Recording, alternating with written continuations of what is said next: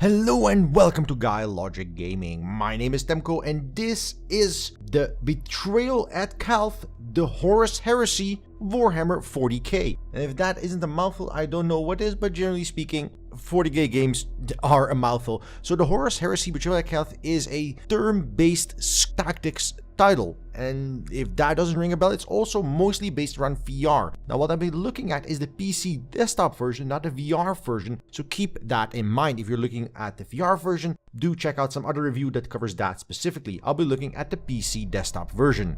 I'll also be only looking at a single player for now because the multiplayer sadly has no players in this pre-release press build. So again, I can't give you my opinions on the multiplayer because I literally haven't had the chance to play that at all. So those caveats aside, the Horus Heresy Betrayal at Calth is a pretty interesting turn-based tactics game set in a VRS gameplay. And the adaptation away from VR into regular desktop gameplay isn't half bad, but it's an early access title. As such, it has a lot of holes that need to be plugged, a lot of empty gaps that need to get bridged, and a lot of question marks where content is supposed to come. Right now, this is episode 1. It has about 60 to 90 minutes of gameplay, and it has a multiplayer mode you can check out where you can do matchmaking and play against friends if you want to, but it doesn't have skirmish mode against the AI. That is still coming. It only has a couple of units because most of them are still locked. That is coming later down the line with more interesting units, hopefully as well than just some space marines, and so on and so forth. That all said, what is available in the game right now? Well, it's not very impressive options, I'll give you that, because the graphics exist out of low, medium, and high, and I'll be honest, even on high,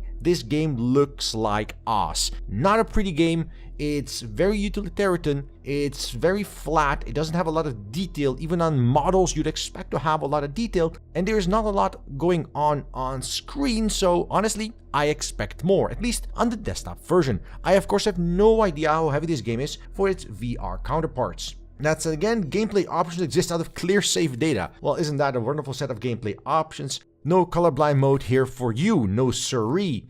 Sound does have music, sound effects, voice, and UI sound sliders, which is about as complete as it gets for this game. Not exactly complete at all, is it? That said, it is early access, so take it as you will. As far as performance numbers and all that sort of stuff, so let's go dive into gameplay. I'll show you a little bit of a mission and talk about all of that stuff.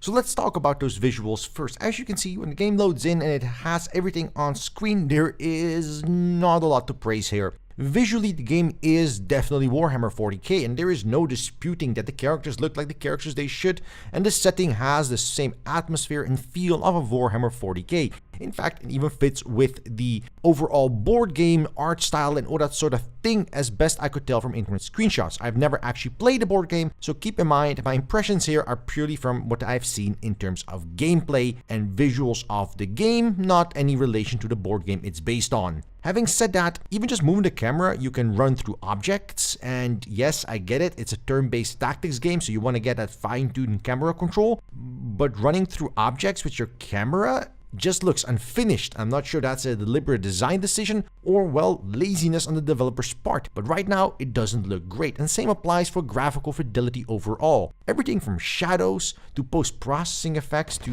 anti-aliasing, everything just sort of isn't there, and if it's there, it's about as low fidelity as it gets.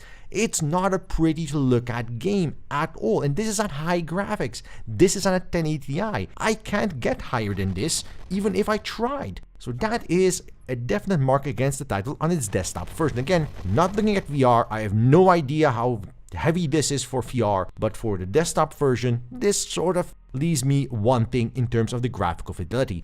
Audio-wise, I am more impressed than I am with the visuals. It sounds like a Warhammer 40k game. Unit deaths are loud, obnoxious, character voice acting is decently good, though you can't really hear that in the video here. The various cutscenes in the game that are available in between missions do provide a nice little bit of story, and they do provide a nice little bit of dialogue and sort of depth and intonation between different factions and different things in the Warhammer 40k universe that do have that necessary intonation. Overall, a pretty impressive audio array, including the background audio and sound. Moving away from the visuals, let's talk gameplay. turn-based tactics. Well, it really does say it all. You have a small squad of units, Space Marines, and you can combine them in a variety of different ways. In the single-player mode, you generally get given an army, and you sort of have to deal with an objective. That can be a very straightforward objective, like capture this point, a obtuse objective, like escape with a minimum of X or Y units, or hold the line, or any other of a bunch of objectives. And those are more complex and more difficult as the story progresses, and if you fail them, you can retry them with no apparent penalty. Nothing really out of the ordinary, as the single player, at least the first chapter, plays more like a tutorial in how you learn how to play the game, the various different modes and tactics and options you have available for you turn to turn. The turn-based actually goes fairly simple. You take a turn, your opponent takes a turn. Then you take a turn, then your opponent takes a turn. And if you have more units on the field that can take turns, and your opponent does not, at the end of any available turns they have, you can take turns as long as you have points left over, or vice versa, obviously. Pretty damn straightforward. If you move a unit in the enemy's line of fire, they will get shot at, most likely. And if you hide them behind a low wall, that will reduce the chance to get hit. If you have them behind a high wall, they won't get hit at all, but again, behind a high wall, they can't fire back. It's pretty straightforward tactics with line of sight attacks, perceptible terrain drifters like walls, or rugged terrain that moves your units slower are all available. There's even destructible terrain that you can hide behind but can be destroyed to give access to, obviously, your opponent or yourself if you're getting shot at. So overall, the tactics available are pretty straightforward. You position your units where you need them, you plan ahead turn for turn. It plays more like a chess game than anything else at that point, with a variable number of units that can, well, shoot rocket launchers, which is, in my opinion, the better version of chess most days. Tactics-wise, you kill your opponent's army in terms of points. Your units can also be upgraded in terms of veterans or even sergeants, and then they again can have special equipment and special abilities equipped to them based on the mission, and in multiplayer, obviously based on the army composition. And you can have a army point cap where it says you can have 300 army points in terms of units, and you can have 70 army points in terms of support, which is used to get items, or you can have a higher or lower army/support cap and fight other players based around that same balance level. Again, pretty straightforward. This is pretty much par for the course for most tactics games. So how does the Horus Heresy Betrayal at Calth stand out? How does it try to rise above a plethora of other turn-based tactics games, some very good, but even above other 40k turn-based tactics games? And the answer is, it really doesn't. Visually, as I said, it's not that impressive, and yes, the VR angle is cool. You can see the camera moving around in freeform 3D space. You can move units around. You even have a tactical map. You can switch around between areas. So if you are particularly motion sick, you can use that to sort of teleport around the map and give commands that way. All of that is fairly well implemented. Even reading text on screen works fairly well on the desktop version, which was clearly designed in terms of angling and positioning and expose in relation to a VR player looking at it. You can even assign the camera height based on which direction you want to look down upon your units, so that is easier for you as a VR player, and as a PC player you sort of have that extra option as well. But from the UI down to the way the game's tactical depth is so very limited, it just feels empty. And I'm not sure if that is because the game is in early access or because the game is that early in its development cycle. A lot of this sort of leaves me wanting. If I look at the UI, every unit has a couple of abilities. They can run, they can move forward and shoot, assault. If they're in melee range, they can shoot from a distance. They can even take a turn. They can reform groups. If you have a couple of different squads that got damaged and they lost a couple of Marines, you can reform them into new complete squads. All of this is cool, but you have to use your hotkeys to do everything because there's no way to switch on mouse targeting. And it was clearly designed with the idea that the player would have a big ass VR headset on their heads and would be using a controller, because they can't really use a mouse and keyboard or even the Move controllers or whatever they are called these days. And that really didn't get adapted well to PC because there's no mouse control involved in those ability combinations and triggers. There is mouse control involved if you're trying to move a target to a different location, but again, it's not perfect. It switches out a little bit. It's not that amazing.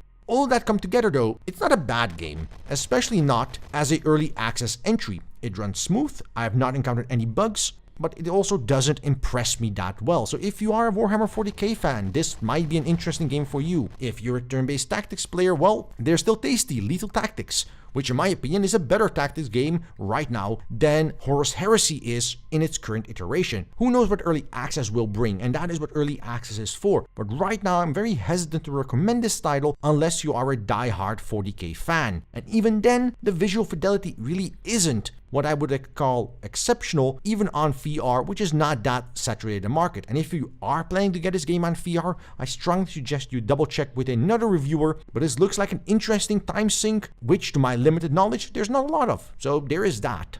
The Horus Heresy Betrayal comes out on Steam on February 27th, and you can check it out with a link in the description down below if you are so inclined. Though again, I'm hesitant to recommend this unless you are a diehard 40k fan. I would honestly hold off for a couple of months and see where they go in terms of units, in terms of story, and in terms of overall visual polish.